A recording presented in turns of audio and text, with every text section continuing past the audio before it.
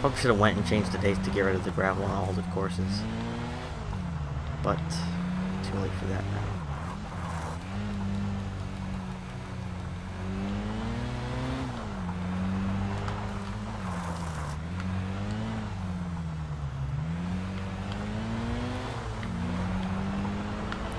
I know I definitely can't outrun this guy.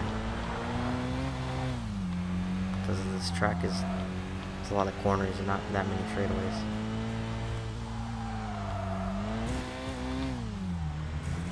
And I'm driving terribly, so that doesn't help as well.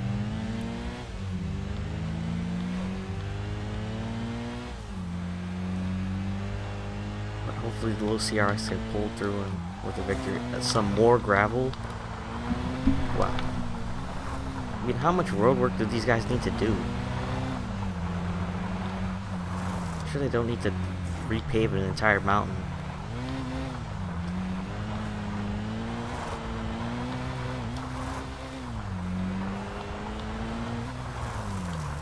I mean, I'd hate to be driving on gravel in an MR2. Not only would you break everything underneath the car, you'd spin out and then fall off the cliff.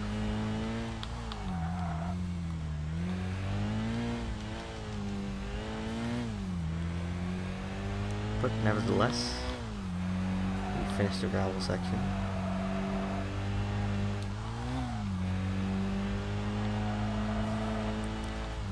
I think after I'm done with these sets of mountains, I'm gonna go check out the car dealership, the used car dealership, and see if there's anything good inside. And my SP is significantly less than this, but it doesn't matter. Your SP, wherever point your SP is, as long as you finish ahead of your opponent, you automatically win.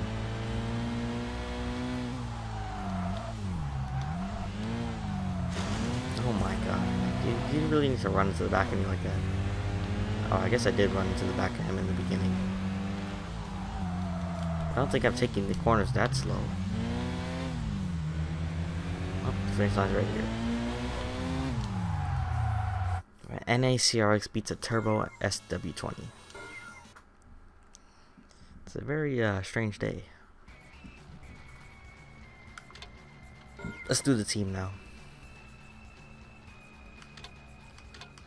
Who's the leader? Oh, the leader's driving an S13. I don't care about your friend, alright? Just race me, and so I can progress with the game.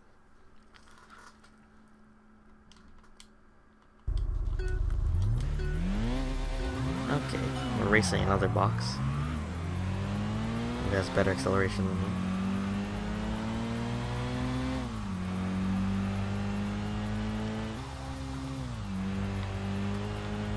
But inferior cornering, as you can see here. Let's dive up the inside. That was just terrible. I shouldn't. Ow. Is that a CV car? Sounds like he's in just one gear.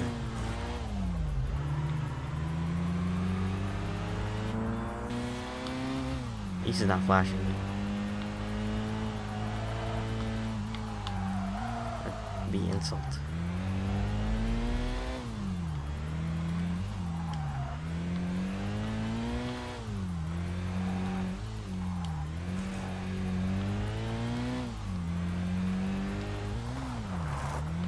I almost came to a complete stop there, braking for this corner. But I guess you have to be very passive when it comes to the gravel corners. And as you can see there, like, I'm not even hitting the corner. I'm nowhere near getting next to the guardrail and I'm hitting something. But I guess that probably has to do with the collision physics in this game, since there is no damage on cars. It makes sense.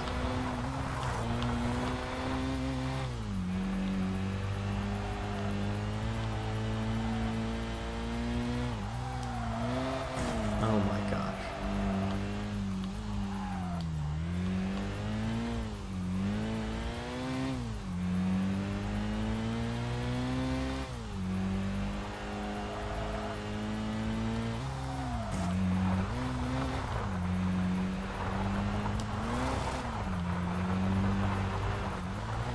Now, seeing as we're kind of in the middle of the race here and nothing much to talk about, I'd like to say a few things about the channel. not much is going on right now, of course. But I'm going to be starting Forza series, and hopefully a second playthrough that will alternate parts with this and that. So if I can find the game I'm trying to play, I'll definitely start doing that playthrough. But until then, it's just going to be this and Forza, and maybe some occasional Battlefield.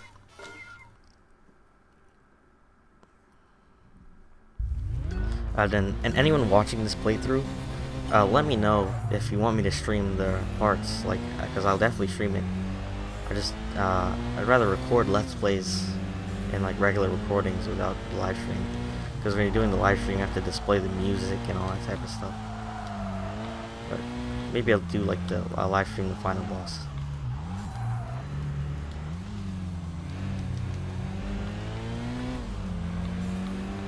But back to the game. I didn't even pay attention to what we're racing, and look at that. What is that? It instantly caught to me because of that stupid hitbox on the guardrail.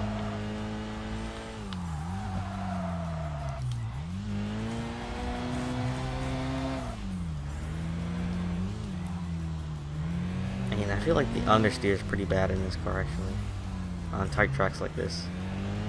On wider tracks you don't notice it, but more gravel. But like, look at this understeer.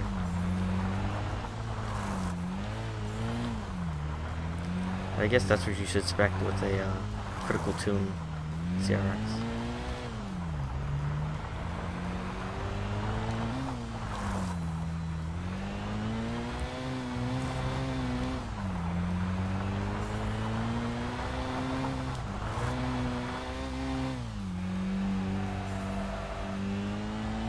Coming up on the highway sections here. We've gone through the highway sections, I mean. They're slamming into guardrails as usual. Oh my god. That just gets extremely annoying, and it shouldn't happen. I guess it's not, it's because I'm not really concentrating. And more gravel. I mean, there really isn't this much road work that needs to be done. And no one here. So what's gonna happen when day breaks and people have to drive through here regularly? It's just gravel. It's not a racing track, it's a mountain pass. Even though there's MCR banners and Nismo banners. And there's the finish line.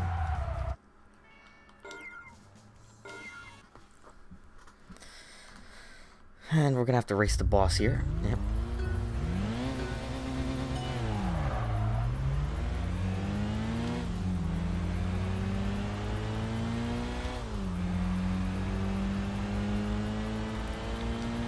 And Ikitani's S13.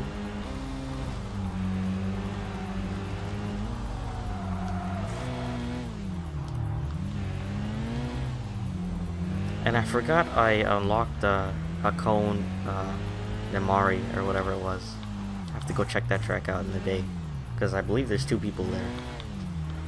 And that's basically like the Iroha slopes, if you watch Initial D. Just back to back to back to back hairpins.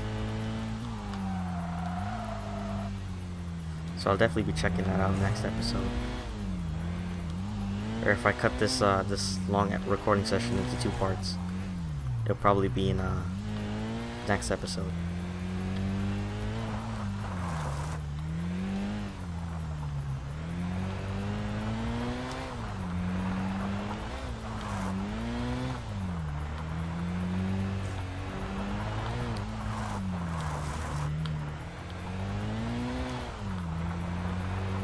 Yeah, nothing much really to talk about. I'm trying to find a good copy of Import Tuner Challenge for sale for the right price, and then I'll pick that up to add to the collection of future games to play. Because that game is, say, one of the last games to feature the truly Japanese JDM scene. Of course, I'm pretty sure there was other games that came out in the Forza game and Gran Turismo games, but those don't really, it's broad, it's not really focused on Japan really, because this game is just Japanese tracks and we're in Japan. speaking of Japan, I'm gonna put this out here. My predictions for Forza Horizon 4 is gonna be in Japan, because we're in Australia, which is extremely close to Japan, and I think the community really wants a game in Japan with proper mountains and finish lines. Yes, but no, proper mountains, proper JDM cars like Cefaros and Mark IIs and Cressidas, like cars like that, the drift cars. I think that'd be a great game and sell like crazy. And look at this. This is our first encounter with the car I have in real life, the Accord CL9, but in this game it's a Euro R CL7, as you can see from the front there. For badges on the grill, there's a CL7 and an American people here. We have the CL9, and this car, I don't really like the wheels, but it's pretty good. And this will not be the last time we see the CL7 in this series. And I have a CRX and a CL7. It's quite a nice bundle. Quite a nice pair, per se. Let's look at that. He has quad tips on it, which is no comment actually. It's a shame this guy sucks at driving it, because the CRX almost pretty lowly tuned. It would definitely not lose to a CL7 with the same stature. Actually depends on where they're at. In straight line speeds, CL7 would win, but in tight corners, the CRX stands a chance with the lower weight. And if there's a competent driver on the wheel, unlike me.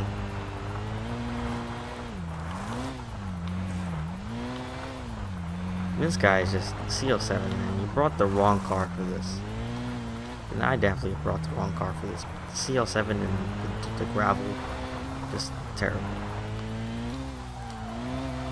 I've basically lost him already. I guess he's stressed out with his band breaking up, and he's losing his job. And now I'm just rubbing salt in the wounds of him.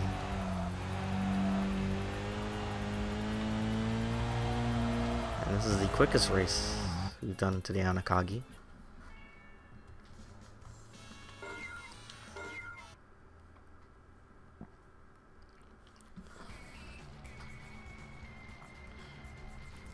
Okay, last person at Akagi.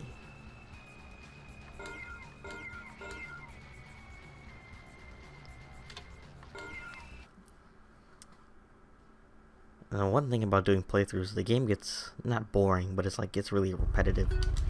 Racing on the same courses like 6 or 7 times.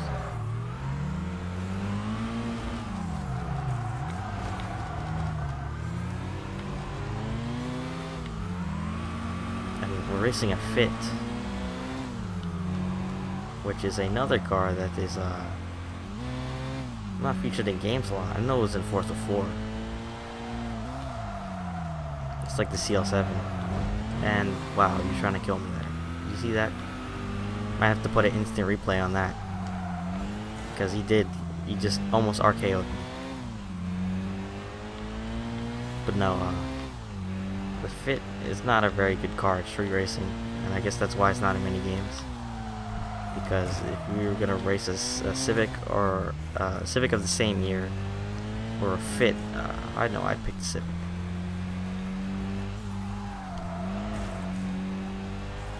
I mean, an EP3 is way better than the Fit at racing, because of the double wishbone suspension, K20, can't go wrong with that.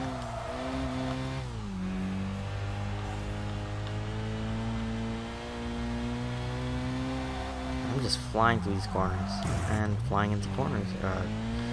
It's flying into corners in 2 different meanings right there.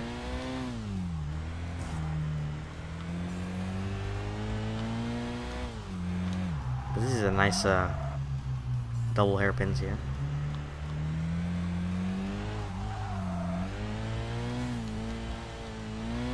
I don't know why the someone named driving a Fit would get the name Counter Rev. I don't know why I'm still Fat Punk. And I've defeated a slasher already. Should at least change my name. Okay, and we're done with the Kagi.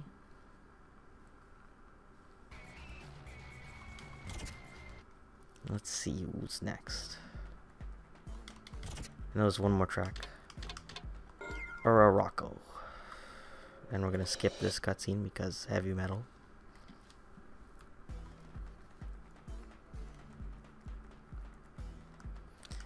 Okay.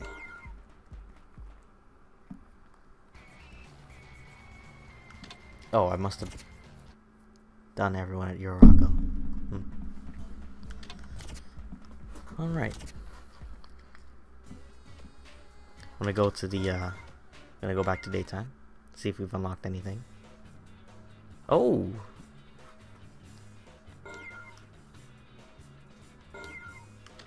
So we've already gotten the Hiroshima slasher, which is good.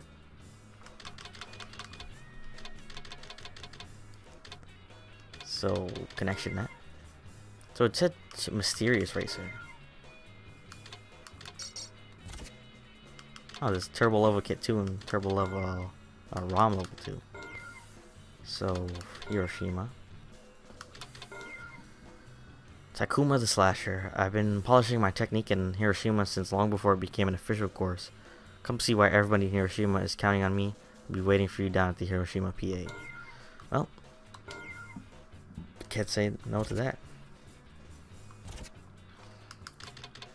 And it said something else about a mysterious racer. I don't know who that'd be. Maybe that's who they were talking about. I haven't checked the cone. I didn't check a cone. Let's read what this guy said back to him, because this is the guy who we beat. Let me tell you about the racer I battled yesterday. He reminded me of that legendary racer we all know.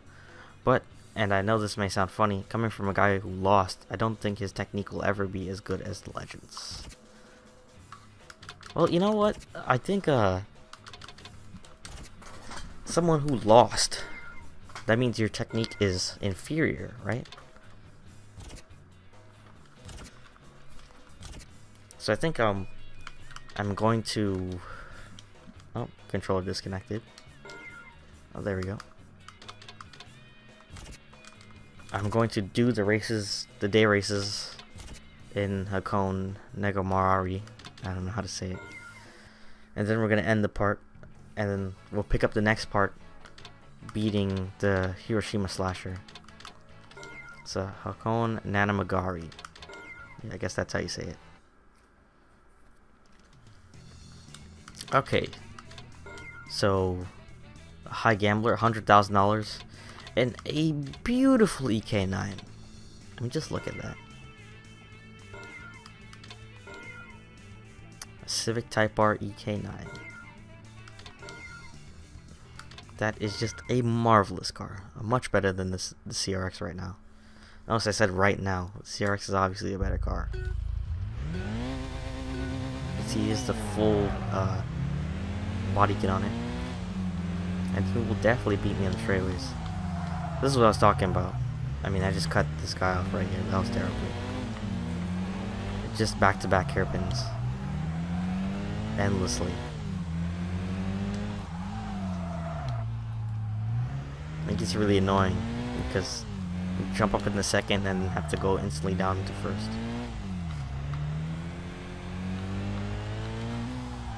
I almost made it into third right there. That was interesting.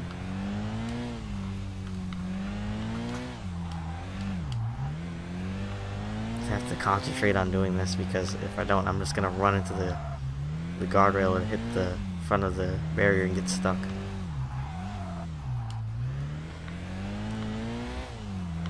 And I'm not sure if this is supposed to be the Euroha slopes. I don't think it is. Because there's no special line through the air. If you watch Third Stage, you know what I mean by that.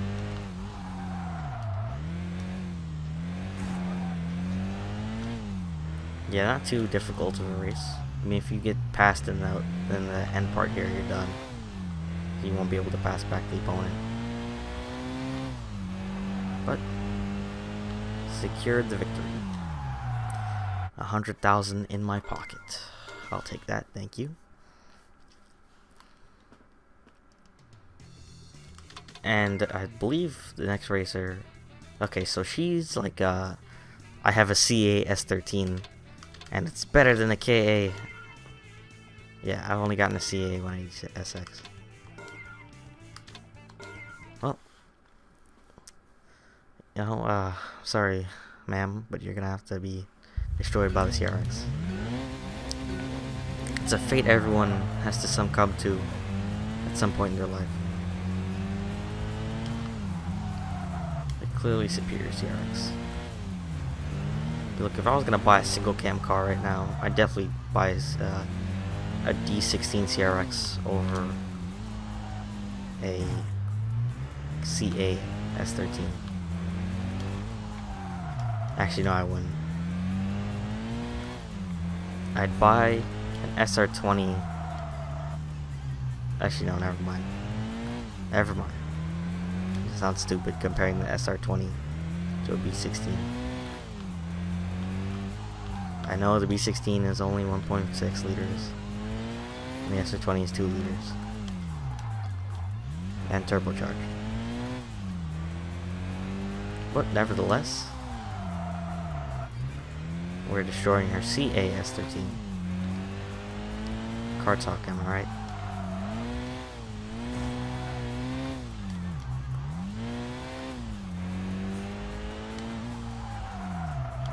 But surprisingly, the CRX is taking these corners surprisingly well as I hit the barrier.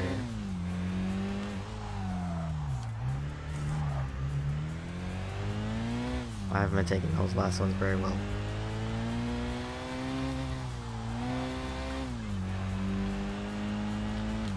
Alright. So that's a cone done for the daytime. I'm not going to do any of the other races right now. Because they're extremely boring. And there's no variation.